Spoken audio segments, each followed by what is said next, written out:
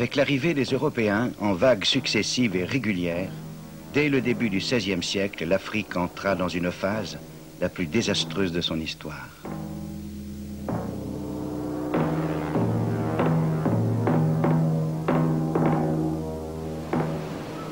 Voici l'un des 43 châteaux construits par 7 nations européennes le long de la côte occidentale de l'Afrique.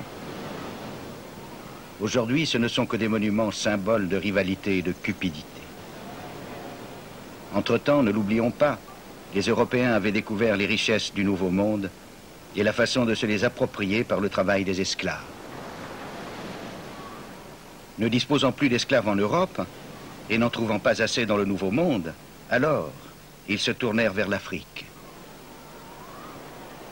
Abominable de brutalité et de violence, le trafic des esclaves enleva au continent africain des millions d'hommes, de femmes et même d'enfants. La cruauté et le malheur s'abattirent sur l'Afrique.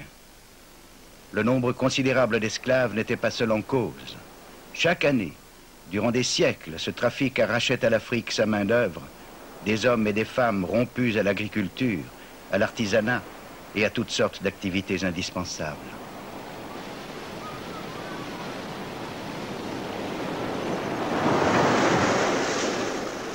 Aujourd'hui et depuis longtemps, les grands rouleaux de l'océan Atlantique ont cessé d'être une menace. Et les ancêtres de ces jeunes ont eu bien de la chance. Pour des millions d'Africains, 15 millions peut-être, ces vagues, c'était la dernière vision de leur patrie africaine. Les capitaines remplissaient plus ou moins les cales de leurs navires, leur but était identique, augmenter leurs bénéfices en débarquant le plus grand nombre possible d'esclaves vivant dans le Nouveau Monde.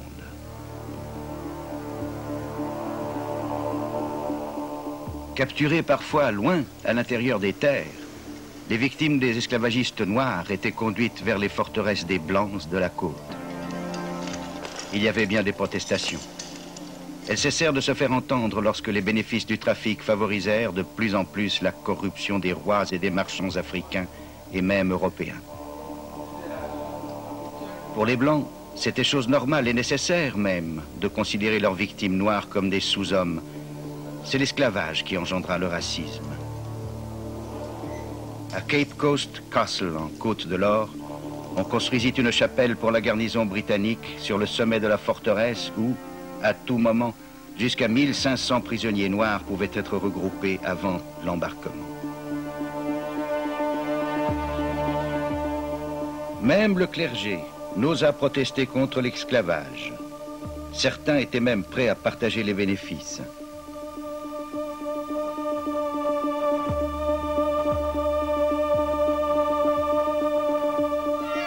Alors qu'au début du XIXe siècle, le trafic des esclaves de la côte occidentale de l'Afrique était enfin sur le déclin, un autre trafic, non moins cruel, se développait rapidement sur la côte orientale. Le port de Bagamoyo, sur l'océan Indien, était bien connu des explorateurs européens qui y débarquaient avant de suivre les pistes de l'esclavage à l'intérieur des terres. Bagamoyo était l'une des grandes plaques tournantes du commerce des esclaves au XIXe siècle. Pour des milliers et des milliers de prisonniers désespérés, capturés dans les lieux les plus reculés, c'était la fin d'un horrible voyage au terme duquel ils atteignaient le littoral de l'océan Indien, puis étaient embarqués sur les navires des Arabes de Zanzibar.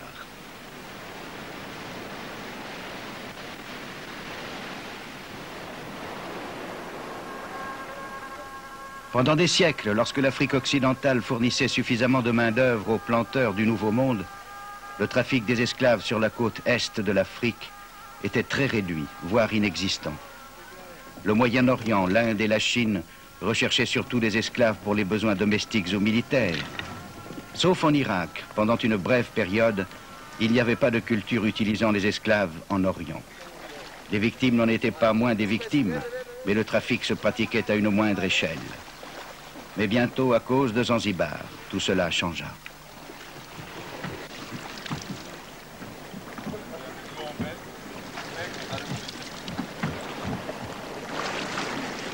Au large de la côte orientale de l'Afrique, l'île de Zanzibar était connue comme un centre du commerce de l'ivoire de l'océan Indien. Au XIXe siècle survint une nouvelle colonisation arabe très néfaste. En 1840, le sultan d'Oman transféra sa capitale du sud de l'Arabie à Zanzibar. Le trafic des esclaves existants allait connaître une forte expansion. Les Arabes de Zanzibar commencèrent la culture des épices avec des esclaves importés du continent. Ils se mirent aussi à vendre des esclaves aux trafiquants d'au-delà des mers.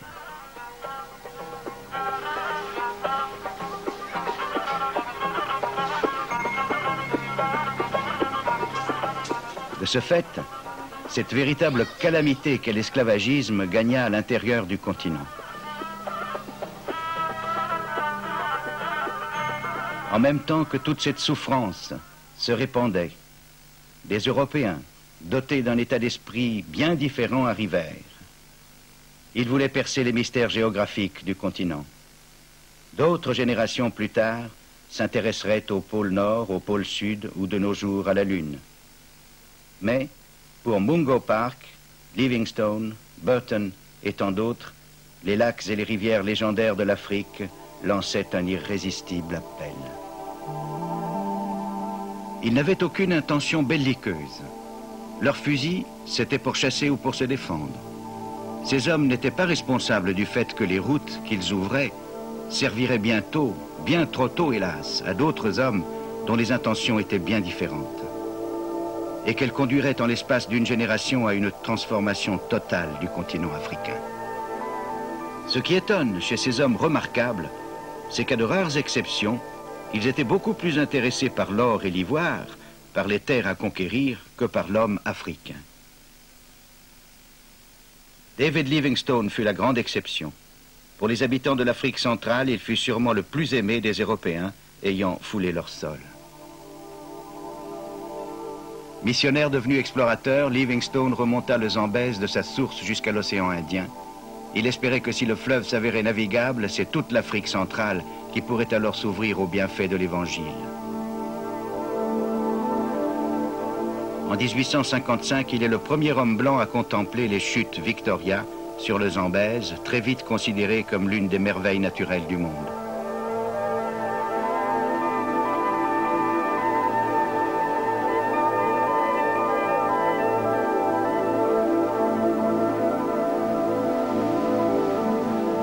En aval des chutes, d'autres obstacles naturels interdisaient la navigation. Son bateau à vapeur construit spécialement dut faire demi-tour. Aujourd'hui, la statue de Livingstone domine les chutes de toute sa grandeur. Sur la plaque, on peut lire « Au docteur David Livingstone qui découvrit les chutes du Zambèze ». C'était en 1855. Ce qui s'est produit en fait, c'est que des amis africains avec lesquels il vivait à quelques jours de navigation lui parlèrent de ce paysage fabuleux et l'y conduisirent. Livingstone, trop généreux pour oublier ce qu'il devait aux Africains, eut soin de consigner le fait dans ses mémoires. Quant aux gens qui, beaucoup plus tard, édifièrent cette statue, ils pensaient, comme à leur habitude, que rien n'existe vraiment avant d'avoir été découvert par un blanc.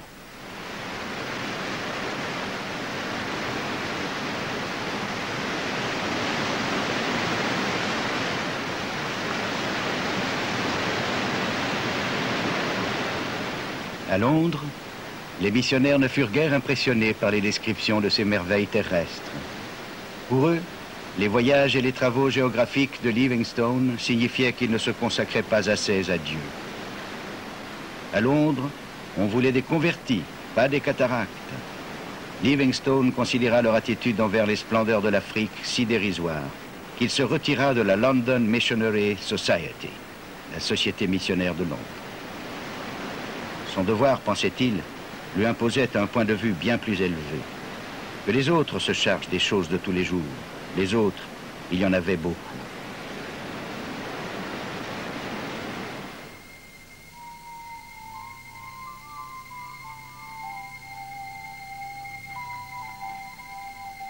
Une foule croissante d'hommes, de femmes, dévoués, arrivèrent de différents pays pour porter la bonne parole de Dieu dans ces terres païennes. La passe de Mangwe est un lieu historique sur l'itinéraire de l'homme blanc vers l'Afrique du Sud. Elle commande, au sud, le passage vers le désert du Kalahari et vers la République blanche d'Afrique du Sud. Au nord, les anciennes pistes menant à Bulawayo, la capitale du royaume Matabele. La frontière méridionale de ce royaume passait par ce col, unique point d'accès autorisé par le roi des Matabele, aux missionnaires, aux négociants ou aux chasseurs européens.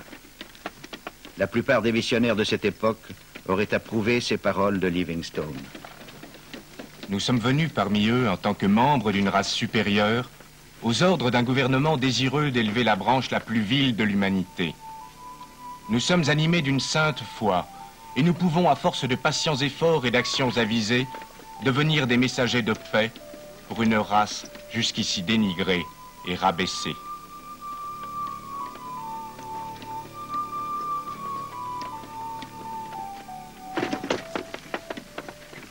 Quelques-uns pensaient différemment. Par exemple, l'évêque Tozer de l'University Mission. Lorsque nous disons que l'Angleterre ou la France sont des pays civilisés, et que la plus grande partie de l'Afrique n'est pas civilisée, qu'est-ce que cela signifie? Sans aucun doute, le fait d'avoir des chemins de fer et le télégraphe ne prouve pas nécessairement que ceux qui les possèdent soient au premier rang des nations civilisées. Rien n'est plus faux que d'affirmer que les seules apparences d'un peuple suffisent à indiquer son degré de barbarie ou de civilisation.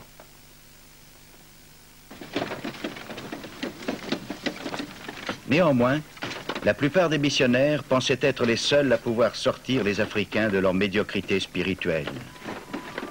Ils affrontèrent bien des périls. Non qu'ils fussent précipités vivants dans une marmite d'eau bouillante, cela n'arriva jamais, mais ils succombèrent à des fièvres incurables et mortelles. En une seule année, ce fut le cas de 6 des 9 missions de Makololo, fondées par Livingstone. Peu de Noirs voulaient spontanément être convertis. Il fallait donc le leur demander. La force se justifie-t-elle pour sauver une âme? La flagellation était en usage dans certaines missions, dans d'autres, cette méthode était désapprouvée.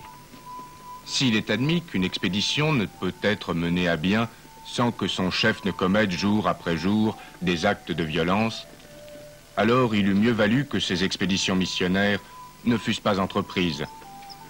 Si les missions ne peuvent fonctionner qu'avec des méthodes qu'aucun défenseur de la mission n'oserait expliquer en détail, alors il eût mieux valu que ces missions ne fussent pas entreprises.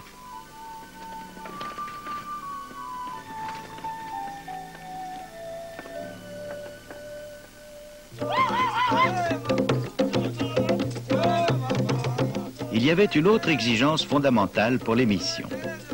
Si le message de l'Évangile devait être accepté, il fallait que les croyances spirituelles qui sont le fondement de toute la vie de la communauté africaine soient vidées de leur pouvoir et par conséquent détruites. Ce que les missionnaires étaient venus faire, c'était convaincre les Africains qu'ils devaient renoncer à leurs croyances, oublier leurs ancêtres et rejeter les structures profondes de leur culture.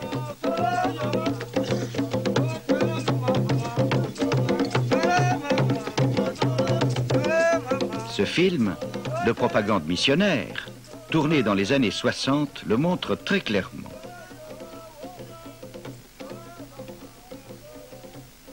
As these women, whose lives have been spent in the dark shadow of fear, listen to the radiant young girls, they wonder at their joy and confidence. En écoutant ces radieuses jeunes filles, ces femmes dont la vie s'est déroulée dans la peur s'étonnent de leur joie et de leur confiance. Elles se souviennent des offrandes si souvent faites aux fétiches qui n'ont servi à rien.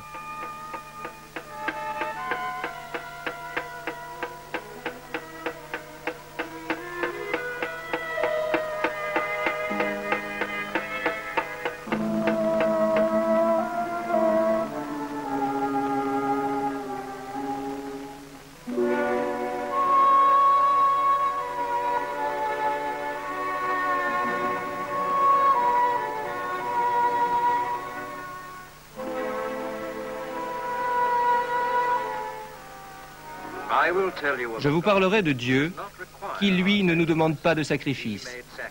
Il s'est sacrifié pour nous. Et elle montre à ces gens hantés par la peur le symbole de l'amour de Dieu. Sometimes the people seek out the missionary later.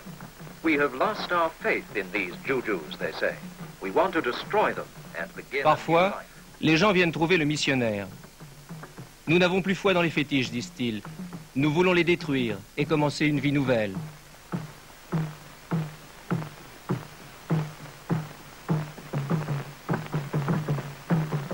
Some rejoice. Certains se Some réjouissent. wonder what will become of D'autres them se now. demandent ce qu'ils vont devenir.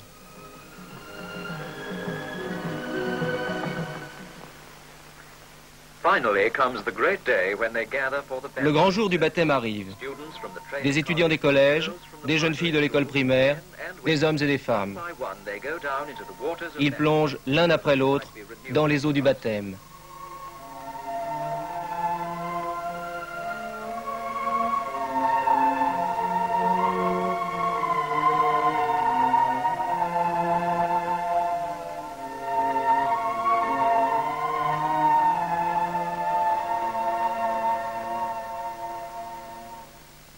Un esprit sceptique se demanderait pourquoi une forme de renouvellement spirituel serait supérieure à une autre. Pour ces missionnaires, pas de doute, c'était le couronnement de leurs efforts.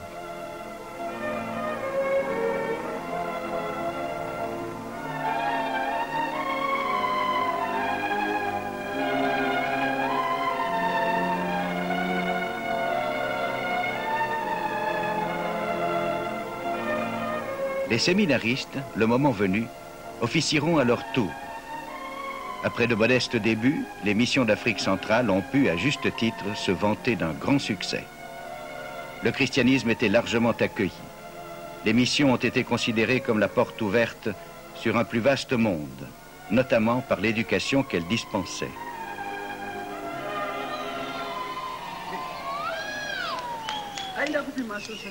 Wadi Lové, une école méthodiste du Zimbabwe moderne. C'est un grand jour. Le ministre de l'Information, M. Nathan Chamuyarira, ancien élève de l'école, rend visite à Wadi Lové. Cet événement met en évidence les fondements et les contradictions de l'histoire récente. M. Chamuyarira s'exprime au nom d'un gouvernement dont les idées radicales sont probablement en désaccord avec le conservatisme de l'Église. Cependant, c'est ici qu'il a été instruit et élevé dans la religion des colons blancs, dont le mépris pour les Africains était plus fort que leur engagement chrétien de fraternité.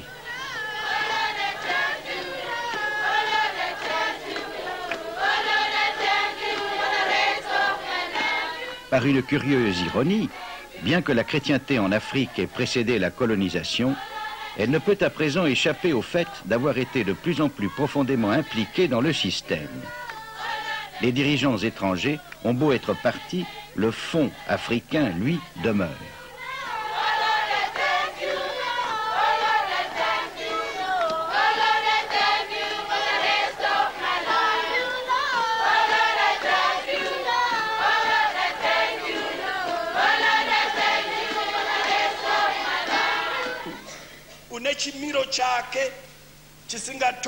Le sermon n'est plus en langue anglaise aujourd'hui. Le pasteur s'exprime en Shona, la langue de la majorité des enfants de Wadi Lové. De toute évidence, il n'éprouve pas le besoin de mettre aussi fortement l'accent sur le péché ou sur la faute.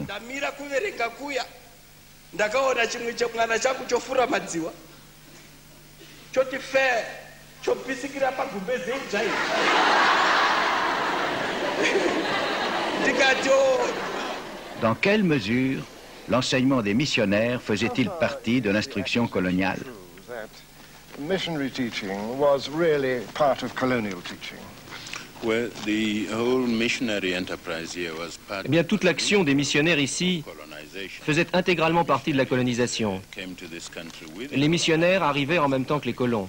and one particular missionary Ils venaient du sud de l'Afrique.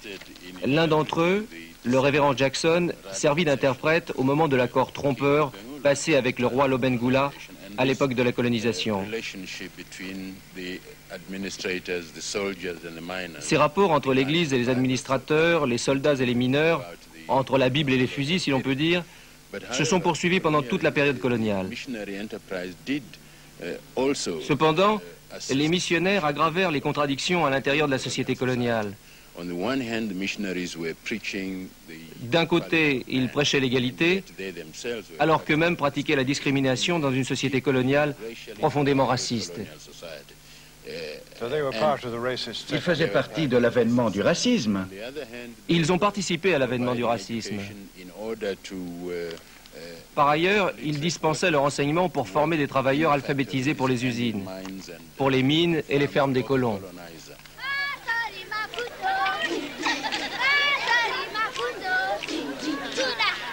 L'école a organisé une démonstration de gymnastique en l'honneur du ministre.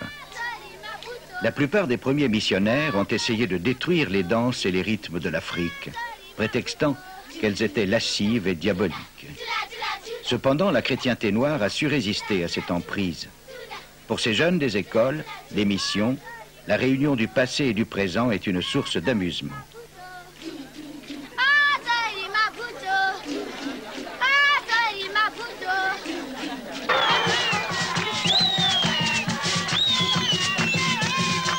Dans un autre endroit de l'école, la vieille Afrique revit. Une élève entre en transe, ressuscitant l'esprit médium, en plein cœur d'une mission chrétienne.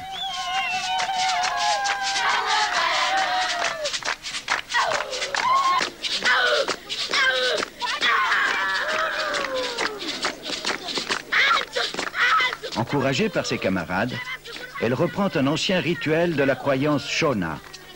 Beaucoup d'Africains croient toujours que ceci est le moyen qu'utilisent les ancêtres pour communiquer avec les vivants.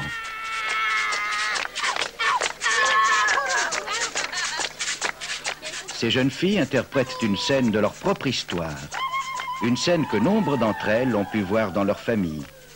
C'est une sorte de réconciliation psychologique entre le présent et le passé.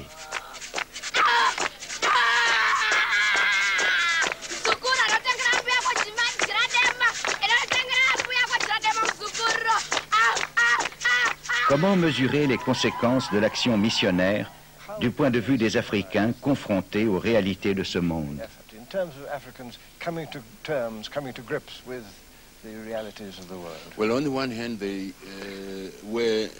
Bon, d'un côté, les colons étaient inquiets et ils ont pris des mesures drastiques pour détruire la culture africaine. Cela était contenu dans l'enseignement même de la chrétienté. Dans le même contexte, cela a engendré les contradictions qui conduisirent à la chute du colonialisme. En instruisant les gens, en les amenant dans une institution comme celle-ci, où nous pouvions rencontrer des étudiants de différentes parties du pays.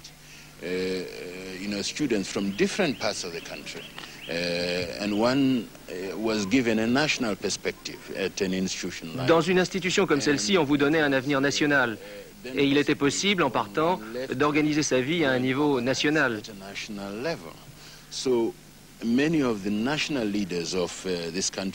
Il y a tant de leaders nationaux de ce pays aujourd'hui qui ont été instruits dans les écoles missionnaires. 9 Noirs instruits sur 10 l'ont été dans les missions. Le camarade Robert Mugabe, le premier des premiers ministres zimbabwéens indépendants, a été élevé, éduqué à Kutama, école d'une mission catholique romaine. De même, bien des leaders de l'actuel gouvernement du Zimbabwe ont été formés dans diverses écoles missionnaires du pays. Cela a donc provoqué les contradictions de la société coloniale. Comme bien d'autres faits historiques, celui-ci a eu des conséquences imprévues. Oui, tout à fait.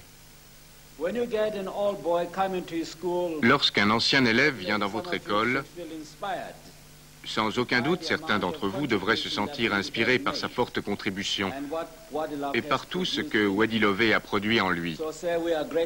Nous sommes donc très honorés de votre visite, Monsieur le ministre.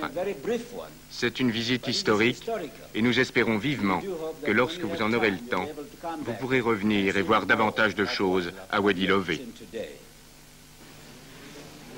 Oh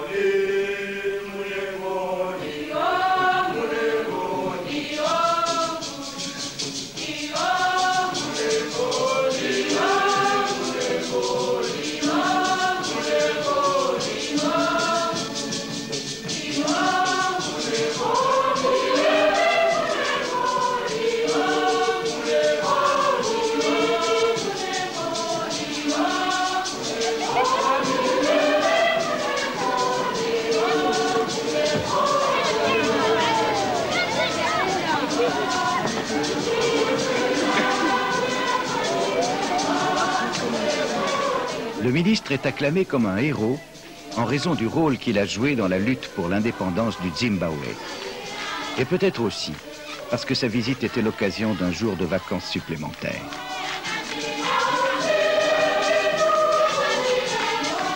À la vue d'une telle scène, il est difficile de nier que la venue du christianisme en Afrique noire a finalement apporté beaucoup de bienfaits. Ces enfants du Zimbabwe ont devant eux des possibilités et des libertés que leurs parents n'ont pas eues. Toutefois, ce fut chèrement payé.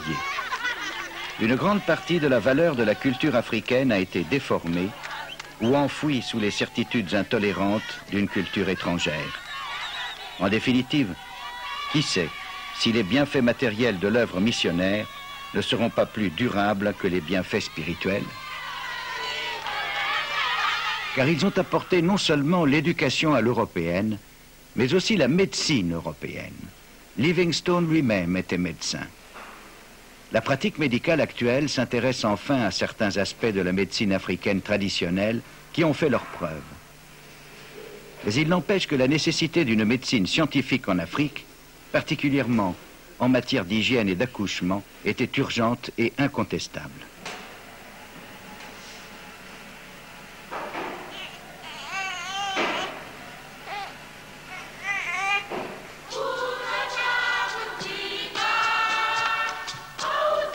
Ce qu'il y a de plus plaisant peut-être pour un observateur étranger, c'est la façon dont les Africains ont adopté le christianisme à leur rythme et à leur style de vie.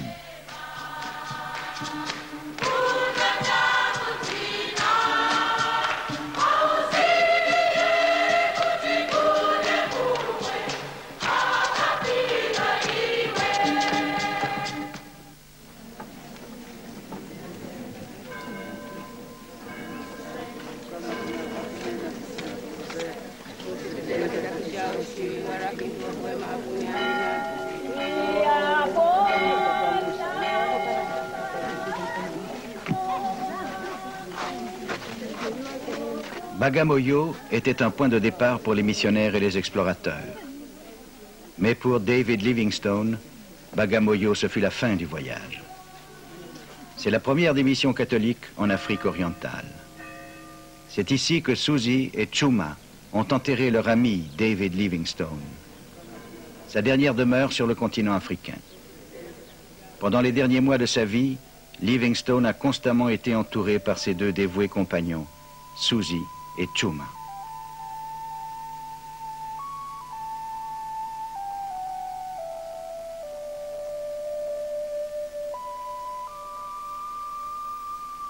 Ce sont eux qui l'ont soigné pendant la maladie qui devait l'emporter.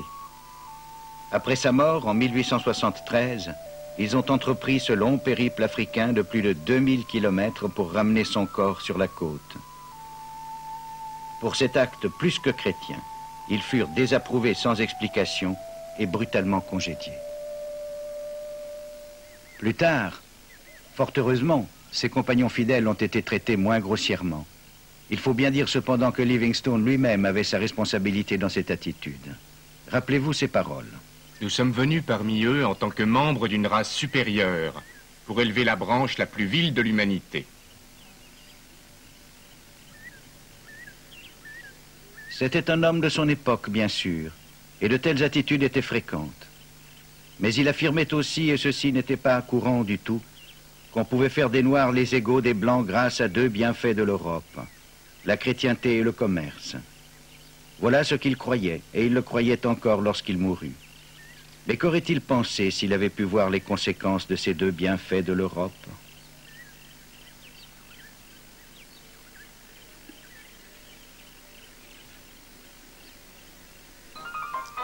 Pour la plus grande course à pied du monde, 27 000 candidats et des mines de diamants comme premier prix. Dans les années 1870, on découvrit près de la petite ville de Kimberley, aujourd'hui en République sud-africaine, les plus riches gisements de diamants du monde. Les Européens, à l'affût de profits rapidement et facilement réalisés, se ruèrent sur place. Cecil Rhodes, jeune Anglais arrivé en Afrique du Sud à l'âge de 17 ans, se trouvait parmi eux. Malgré son jeune âge, Rhodes comprit très vite que le chemin de la fortune passait par celui du pouvoir. C'est en contrôlant l'industrie du diamant qu'il y parvint. Sans la moindre pitié, par d'habiles manœuvres, il s'appropria les titres de concession d'autres mineurs lorsqu'ils étaient à court d'argent.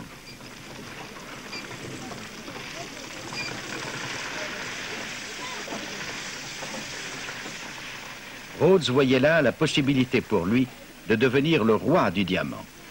Son royaume allait être une Afrique où l'anglais, l'homme anglais, régnerait en maître. Il écrivit: Imaginez seulement ces lieux, actuellement habités par les représentants les plus méprisables de l'humanité. Quel extraordinaire changement s'ils passaient sous l'influence anglo-saxonne. Cet ancien film, tourné à Kimberley, donne une idée de cette attitude arrogante.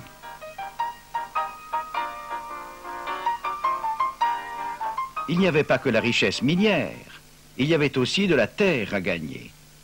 Pendant tout le 19e siècle, à partir de la colonie du Cap, les forces britanniques étendirent leur emprise sur les peuples noirs avoisinants. Jusqu'à ce que, en 1879, elles se heurtent au plus formidable d'entre eux, les Zoulous.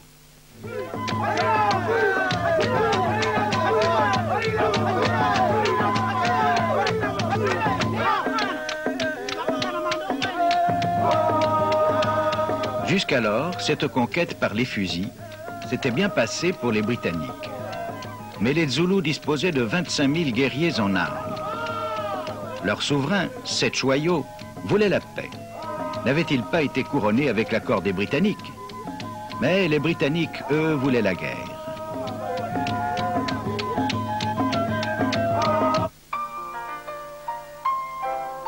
Ces diapositives idylliques, l'équivalent victorien des actualités filmées, montraient la guerre telle que la métropole voulait l'imaginer. C'étaient les beaux jours de l'Empire, et ici les forces britanniques assujettissaient une fois de plus une foule de sauvages païens avant de leur octroyer la bénédiction de la civilisation anglo-saxonne. La réalité était tout autre. À Islandwana, les Zoulous infligèrent à l'Empire britannique la pire défaite de toute son histoire. Tandis que les Britanniques se précipitaient pour enlever le couvercle de leur caisse de munitions, ils furent littéralement submergés par les Zoulous. À la fin du jour, tandis que les Zoulous célébraient leur victoire, 800 soldats de Sa Majesté étaient étendus morts. Pas un blessé n'avait été épargné.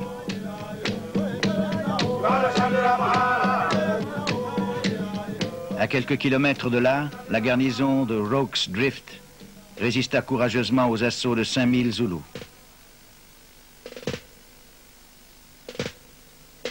La puissance de feu de l'armement moderne joua son rôle dévastateur.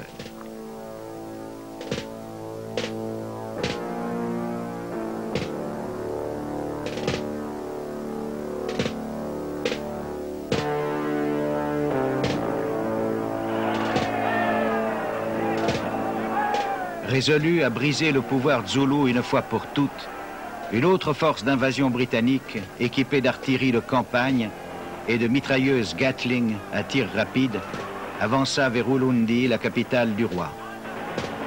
L'armée zoulou était sur place, et ce qui s'ensuivit fut plus un massacre qu'une bataille. Quelques 1500 Zoulous moururent au cours d'une charge stérile contre les armes à feu. On estima à 12 les pertes britanniques. C'en était fait de l'indépendance de la nation Zoulou.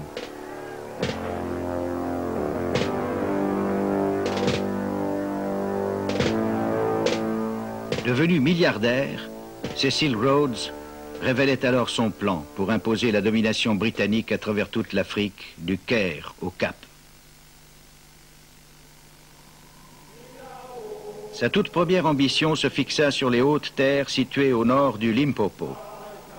Sur ce vaste plateau au climat agréable, il y avait des pâturages en abondance. Et dans le sous-sol, la promesse d'autres richesses minières, de l'or notamment. Mais Rhodes fut stoppé par un obstacle considérable. 60 ans auparavant, les Matabele, cousins des Zoulous, avaient émigré vers le nord et fondé un royaume militaire puissant dans ce pays que Rhodes voulait s'approprier au profit des colons blancs. La brousse a envahi les lieux depuis longtemps. Mais il y a 100 ans, c'est ici, dans cet endroit désertique, que se trouvait le siège du gouvernement Matabele. Le roi Lobengula n'était que le second souverain Matabele. Il devait être le dernier. Fidèles à la tradition zoulou, ces hommes vivaient la lance à la main, rançonnant leurs voisins, les Shona, leur prenant femmes et bétail. Ils estimaient que cette terre leur appartenait de droit et en titre.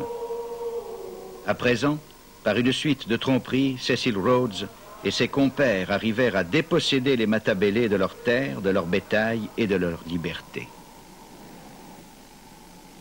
Un jour, le roi Lobengula raconta une histoire à un visiteur blanc. Il lui dit: « Avez-vous jamais observé un caméléon et une mouche?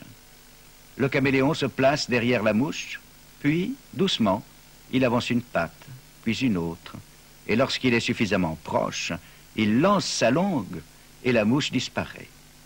Je suis la mouche, dit Lobengula, et vous êtes le caméléon. » Lobengula avait autorisé quelques missionnaires blancs à s'installer aux abords de l'enceinte royale.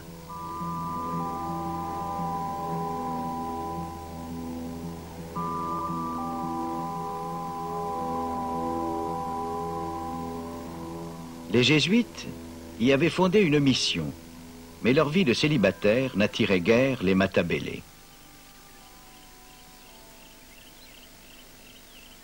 Mais d'autres missionnaires, des protestants de confessions diverses, qui apportaient avec eux les nombreux schismes de la foi chrétienne, commencèrent à avoir une certaine influence.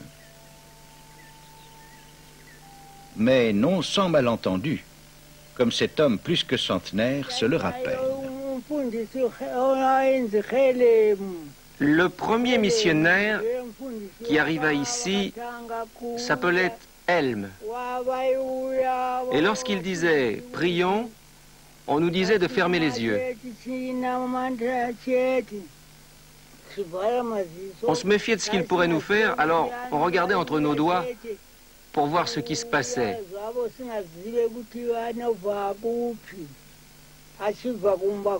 Près de la capitale, de l'autre côté de la rivière, se trouvait la mission anglicane de Hope Fountain, la fontaine de l'espoir. Très vite, les premiers missionnaires ont dû faire face à un véritable dilemme. Envers qui devaient-ils être loyaux d'abord?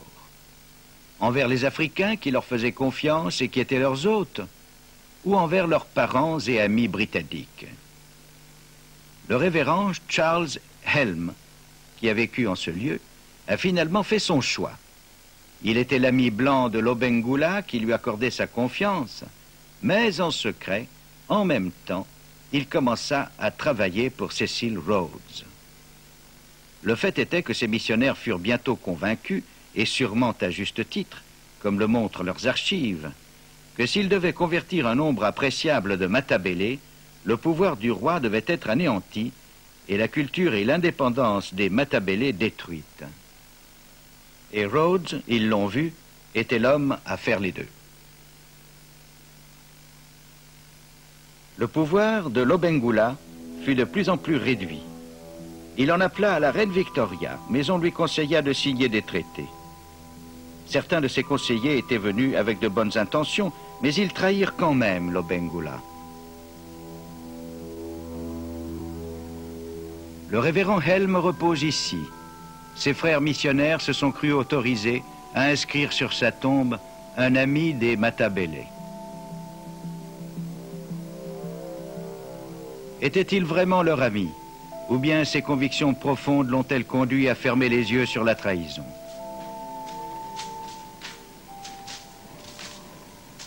En 1890, Rhodes et ses hommes étaient prêts à marcher. Voici les scènes du film Rhodes Africa, Cecil Rhodes d'Afrique, relatant la célèbre épopée pionnière à la manière d'une glorieuse légende. Presque une justification en soi de leur droit à la terre qu'ils s'apprêtaient à confisquer.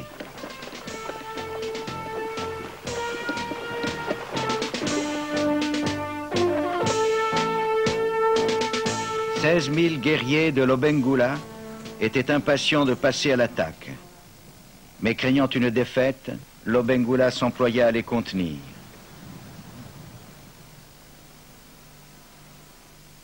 La colonne marcha vers le nord.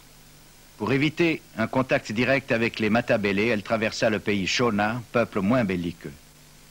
Chaque soldat avait reçu la promesse de 15 concessions d'or et d'une ferme d'environ 1500 hectares. Voici ce qu'en disait un contemporain. Un mélange comme j'en ai jamais vu de ma vie. Des hommes de toutes conditions, de l'aristocrate au truand, le meilleur et le pire de l'humanité. Une armée de briques et de broc. En fait, certains pionniers venaient des plus grandes familles du Cap. Si l'expédition devait échouer, Rhodes savait très bien que leurs influents pères feraient pression auprès du gouvernement britannique pour obtenir une assistance militaire.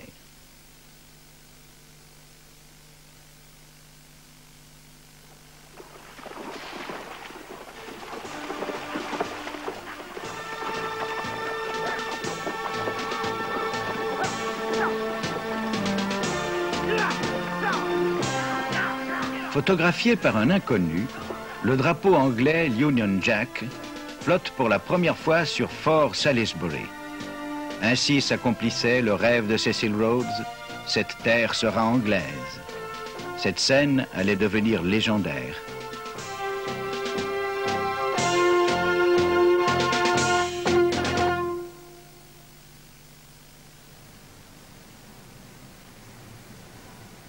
Fort Salisbury, fondée en ce lieu sans raison particulière, devint la ville moderne de Salisbury, aujourd'hui rebaptisée Harare.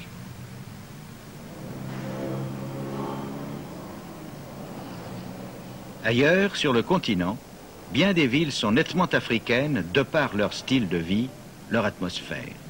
Ce n'est certes pas le cas ici. En l'espace de 60 ans, ils en ont fait le type même d'une ville occidentale.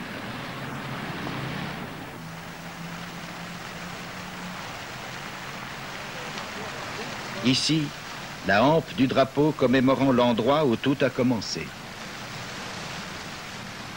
En pleine ville, on lit sur la plaque de ce monument « Au groupe de pionniers spécialement recrutés pour fonder la première population civile du pays Mashona ». Mais qui pouvait de plus se recommander de cette condition civile? Les Noirs qui habitaient le pays Mashona depuis longtemps et l'avaient fait prospérer, ou bien les Blancs qui le leur avaient pris par la violence et la tromperie? Cela peut paraître une question dure à présent, mais l'expropriation des Shona était rude elle aussi. Ils avaient colonisé la terre des siècles auparavant, ils l'avaient maîtrisée et domestiquée, et en plus maintenant, ils avaient perdu les droits attachés à leur origine.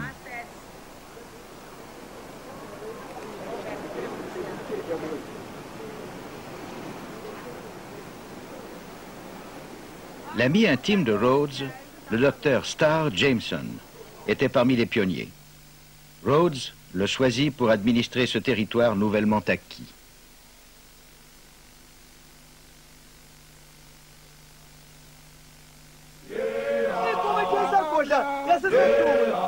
Au sud-ouest, les Matabele invaincus étaient toujours là. En 1892, Jameson décida qu'il était temps d'en finir avec eux. Il trouva facilement le prétexte. Bien qu'à présent les Shona soient censés être sous la protection des Blancs, ils étaient encore la cible des raids Matabele.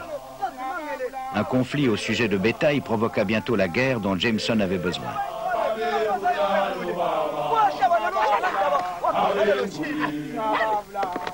Selon la plus pure tradition, les guerriers Matabele se préparèrent à défendre leur capitale, Bulawayo, contre les troupes de Jameson qui s'approchaient.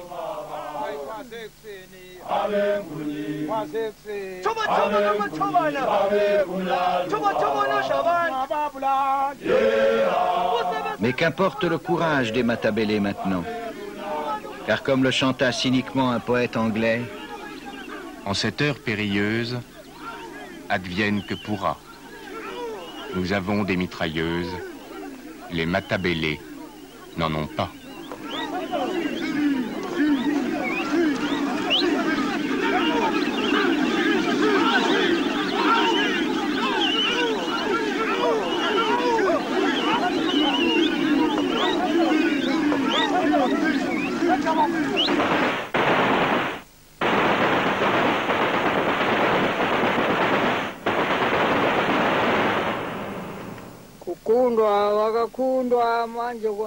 Les Européens avaient des canons et des fusils à tir rapide.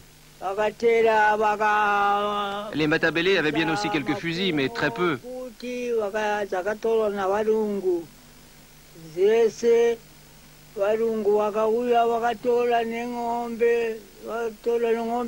Ils virent les fusils des Européens.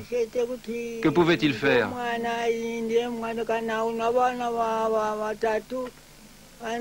Ils n'avaient que leurs lances.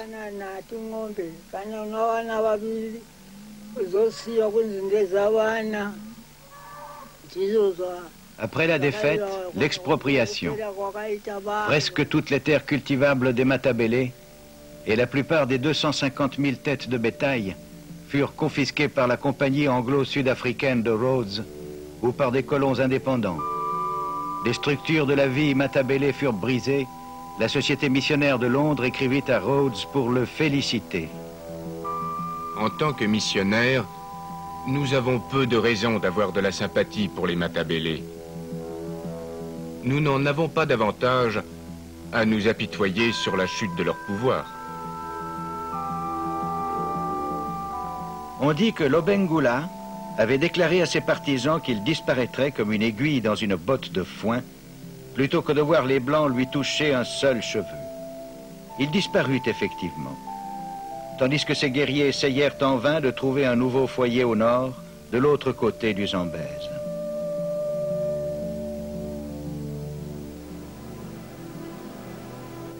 Good evening, ladies and gentlemen. Welcome on board our cruise. Bonsoir, bienvenue sur notre croisière Ama Tongayo, ce qui signifie l'eau qui nous met à l'épreuve. Mon nom est Bibi et le commandant Sanversa est aux commandes ce soir. Les colons blancs commencèrent eux aussi leur marche vers le nord, au-delà de cette grande voie d'eau que David Livingstone avait explorée seul auparavant. Cecil Rhodes devait avoir l'insigne honneur de voir non pas une, mais 2 colonies africaines porter son nom. La Rhodésie du Nord et la Rhodésie du Sud. Nous nous trouvons à l'endroit le plus profond et le plus étroit du Zambèze. C'est ici que les pionniers le traversèrent en 1889. Ils firent flotter leurs wagons comme des radeaux. À vivre au contact du fleuve, un grand nombre de colons tombèrent malades et beaucoup moururent de malaria ou d'autres maladies tropicales.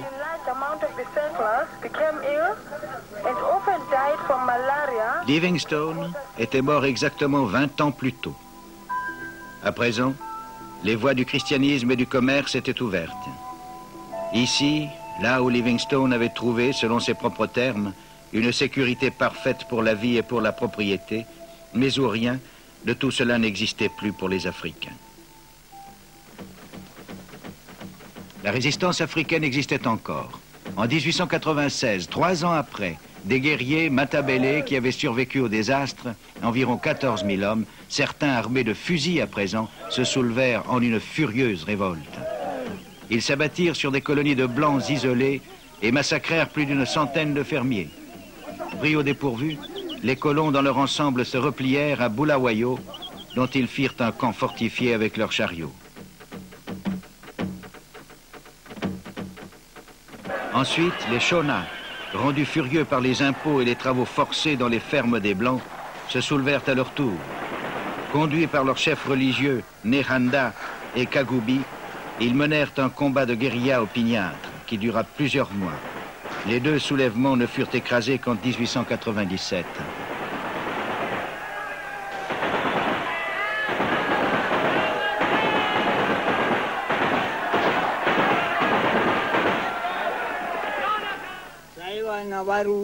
Les Européens arrivèrent et nous prirent tout, même le bétail.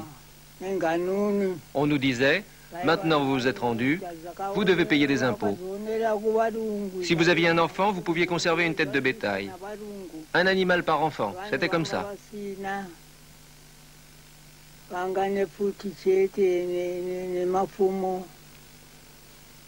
Les colons avaient subi de lourdes pertes pendant la bataille. Ils n'étaient pas enclins à la pitié. Ces soi-disant rebelles étaient traqués et quand ils étaient faits prisonniers, traités comme de dangereux criminels.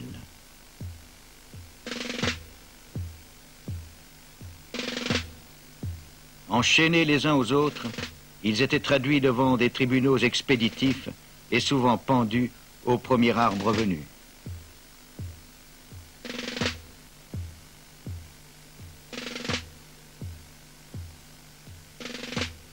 Enfin capturés, les deux chefs religieux, Nehanda et Kagubi, furent pendus eux aussi. Voilà sur quelle fondation Cecil Rhodes édifia son empire. Après avoir écarté tous ceux qui lui barraient la route, Rhodes passa peu de temps dans le pays qu'il avait bâti. Après sa mort au Cap en 1902, son corps fut transporté à Bulawayo et porté en procession à travers la ville. Dans les monts Matopo, au sud de la ville, Rhodes avait une résidence d'été. Le soir, il aimait regarder le soleil se coucher sur cette vieille Afrique, dans l'histoire de laquelle il avait fait une entrée fracassante. Le cercueil fut déposé ici pendant la nuit, avant d'être transporté dans les collines pour y être enterré. Des milliers d'Européens s'étaient rassemblés au lieu dit « la vue du monde ». Rhodes y était venu et avait choisi ce lieu comme dernière demeure.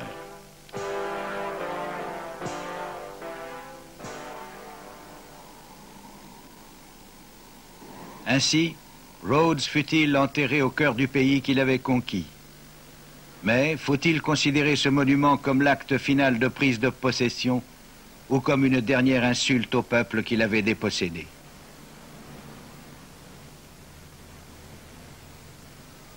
Certaines des pages les plus sombres de l'histoire du continent noir furent certainement écrites par des hommes d'une extraordinaire énergie, volontaires et orgueilleux, pénétrés de convictions impérialistes comme cet étudiant d'Oxford qui fonda les plus grandes compagnies mondiales de l'or et du diamant. Rhodes a suscité des jugements contradictoires. Pour le monde de la richesse, il fut et il est le puissant bâtisseur d'empire, le millionnaire bienfaiteur, le héros de l'argent. Pour le monde de la pauvreté, il demeure un pillard et un forban, le baron voleur qui s'empara de ce qui ne lui appartenait pas. Rhodes et ses hommes ont apporté le progrès matériel, et l'Afrique, c'est certain, en avait besoin. Mais ils le firent de telle sorte que les Africains ne pouvaient en avoir leur part.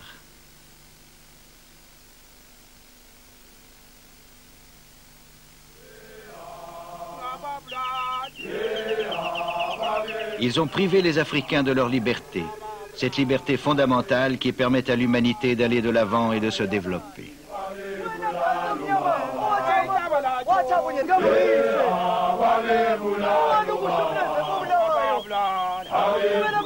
Après avoir conduit l'Afrique vers d'autres servitudes, le grand épisode de la Bible et les fusils se terminait par une complète contradiction de ses auteurs.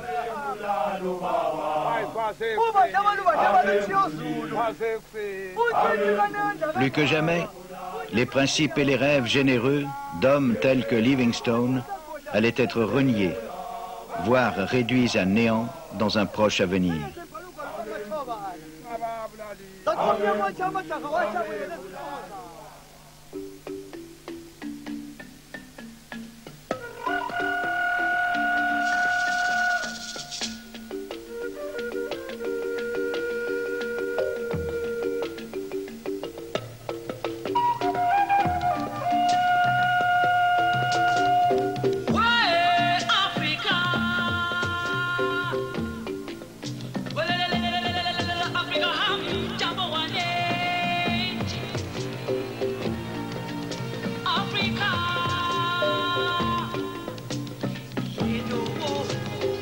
You don't